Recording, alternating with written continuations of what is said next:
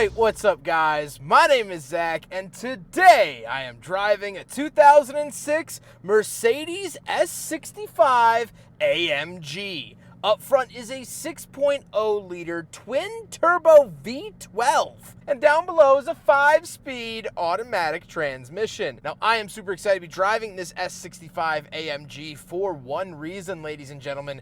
It's a twin turbo V12. How often do you get to drive a twin turbo V12? It's always good to be back behind the wheel of something so powerful, and a vehicle like this that is so controversial, problematic. Both of those fit it pretty well, and I'm excited to share with you why. But if you'd like to submit your own vehicle and have it reviewed here on the channel, you can head on over to my website, zackpradel.com/submit. It's a quick and easy submission form. It takes under a minute to fill out, and I come out to you. And if you'd like to see all my videos weeks or sometimes months in advance, you can head on over to my Patreon for only $5 a month. But let's get back to that twin turbo V12. It puts out 604 horsepower. This ain't your mama's Mercedes-Benz. Oh, no, no.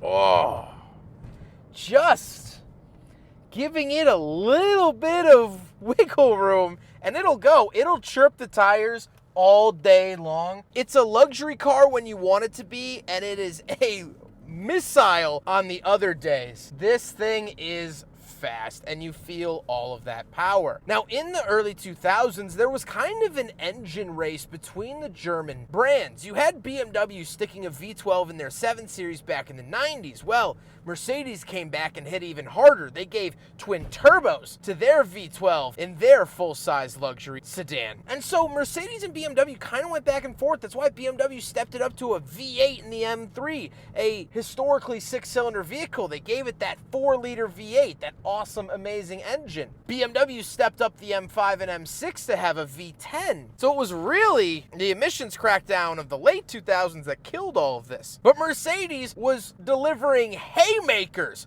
with a 6-liter V12 in this vehicle. Now, the 6-liter V12 is not without its problems. It is a problematic engine. However, one of the biggest engines is that there's actually a control module right in between the V of the engine. This thing gets cooked, and that control module doesn't have a fuse, and it controls all 24 ignition coils for the 24 spark plugs, and it just fries the system over time. So be aware of that. However, that is questionably not the most problematic part of this car. Now, like I said, paired to it is an automatic transmission. It's a 5-speed, insanely low amount of gears. It does the job pretty fine. You can shift with somewhat paddles behind the back of the steering wheel, which is nice. But overall, it would really benefit from like a 6, 7, or 8 speed, but that's not the technology they had back in 06. Last but not least, about the drivetrain, it's rear-wheel drive. You are sending 604 horsepower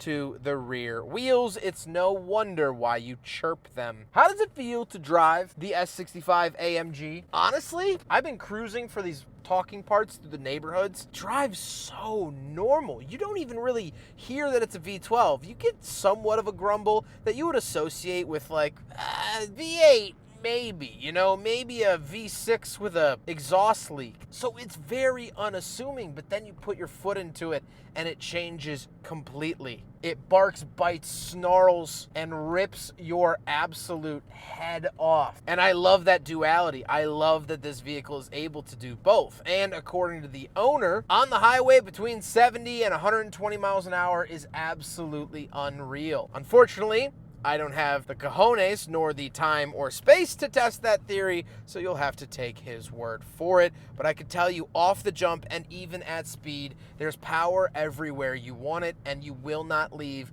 wanting any more. Honestly, the ride isn't amazing. This does have the ABC air suspension, which stands for always be collapsing, because this is a severely unreliable air suspension system. The W220s are known for having terrible air suspension. The owner has gone through fixing it several times in his Sisyphus and the Stone pursuit of trying to keep this car in working order.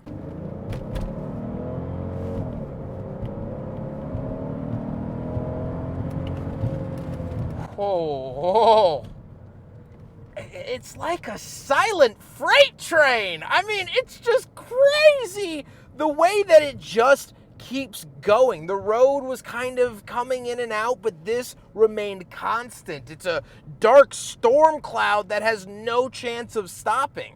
Man, and it does it like pretty silently from the inside. I could see people putting big exhausts on this, but it's just a brute. It's an absolute brute. With that stuff out of the way, let's talk about the interior. Well, in front of me, I have 4 gauges. Off to the left is my coolant temperature and fuel. In the center is a speedometer, and off to the right is the tachometer that does say AMG V12 by Turbo. On the steering wheel on the left, we do have our skip track and pages icon. Off to the right, we have volume and phone options, but we do have little paddle buttons behind the back of the steering wheel. Not always found in luxury vehicles, but because it is a V12, they give you that offering.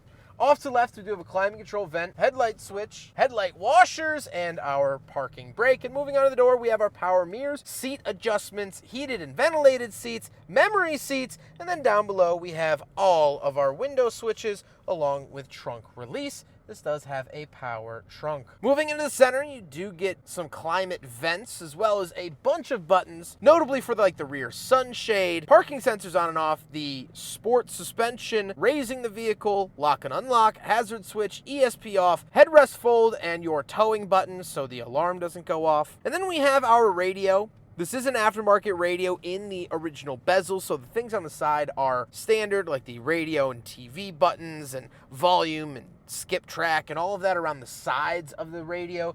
Those are factory, however, the radio itself is not. And then we have our climate controls. We actually have 4 climate zones here in the S65 AMG, 2 up front, 2 in the back. We have fan speed, we have auto climate, all of that, and it still works very, very well. And then we have a push-out ashtray and cigarette lighter, a little storage cubby, the shifter, which you do have 3 transmission modes off to the left, so you have comfort, sport, and manual. Then we do have pop-out cup holders, so we will do a big friggin' bottle test, and unsurprisingly, it fails a big friggin' bottle test, but I guess I was just slightly hopeful that a V12 twin turbo would be able to accommodate. There is the center console and the seats. The seats are comfortable. They are heated, ventilated, power memory. There's this pulse button down below. Kind of interesting to see that. However, for an S-Class, for an AMG product, I have to say I'm pretty comfortable and I don't mind it one bit.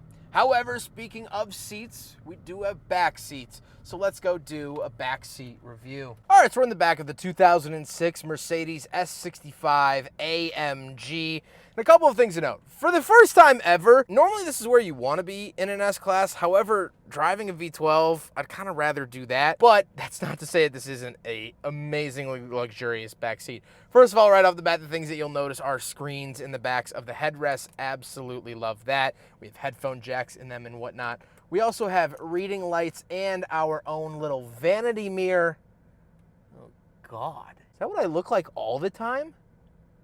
Hey. Grab handles with wood accents. We have full seat adjustments here on the door. We have heated seats by my left thigh. We have 2 climate vents as well as our climate controls. Again, each seat back here gets its own climate zone. We have vents on the B pillars. Fold this down for the center armrest. We have cup holders in here and some storage. That's really, really cool. Space is great in 5'11", not a small guy. I have absolutely no issue fitting back here. I would be getting a little too big if I couldn't fit in the back of an S-Class. But I mean, just lovely. Simply lovely.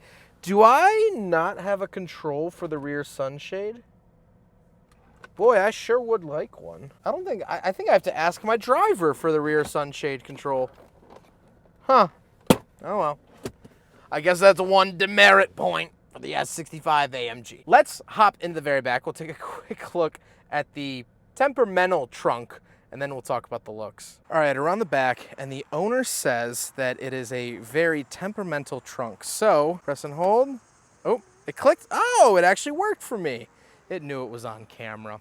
Once we are around the back here, nothing too crazy to write home about. It is a big trunk, obviously. You can pick this up. You do get a spare tire and some spare fuses and whatnot. And we do have this, which is the Mercedes-Benz sort of owner's manual, but within it is this. This Allow me to unfold it. This is the original window sticker. So as you'll see, this is like their original F1 car, which is very cool. Gas guzzler tax, all of this stuff, added packages, suggested retail price of $169 with the added packages, and destination $173.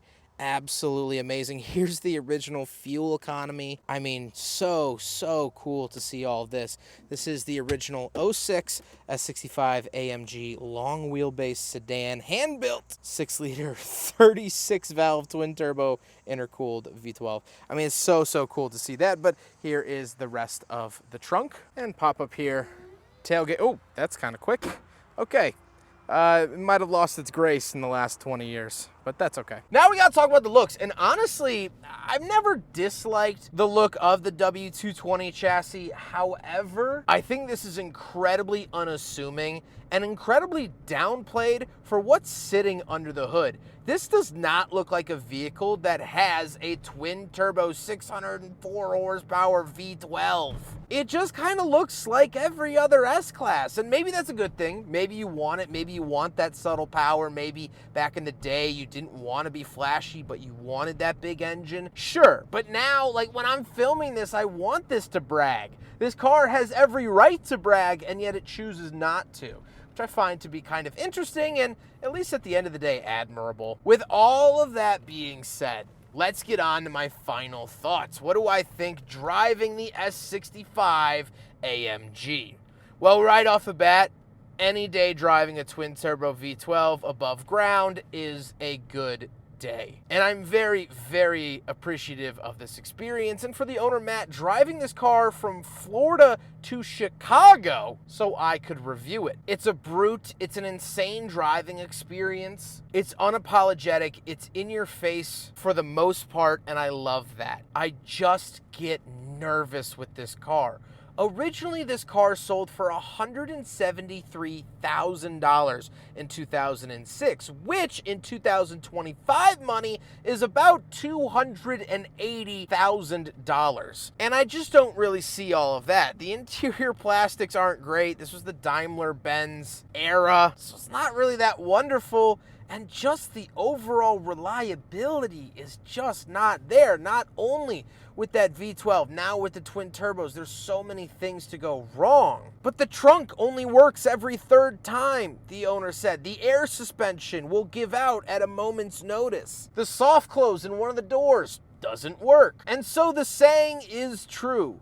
The cheapest luxury car is the most expensive luxury car. The owner picked this up for an absolute steal. A number that would make Miata guys rethink their price tag. But now the owner has put so much work into it. It's a labor of love to keep this vehicle on the road. It was never meant to get this old. This car is well past the best buy date, well past the expiration date. This car's mechanical system has mold spores growing on it. And yes, you can eat around them for as long as you want. But at the end of the day, you just gotta throw the old loaf of bread out. But this is a special loaf of bread. I say as it now gives me 2 new warnings. Tire pressure monitoring system failure. Drive to workshop. And, what's the other one? Active body control, ABC, visit workshop. My point exactly! I love this car. It's an amazing car. And I'm so incredibly appreciative that I don't have to foot the bill. I hope you guys enjoyed the video. Huge thank you to Matt for not only letting me borrow his S65 AMG, but bringing it up here from Florida. He did a several-day road trip in this. So, for as much as I complain about reliability, it got him up here. I gotta tip my cap to that. Matt has been absolutely wonderful to work with. I appreciate him very much. Very generous, very gracious with his V12 here today, and it has just been awesome. But I hope you guys enjoyed the video. Don't forget to rate the video, comment on the video, and subscribe if you really liked it. Take care, guys.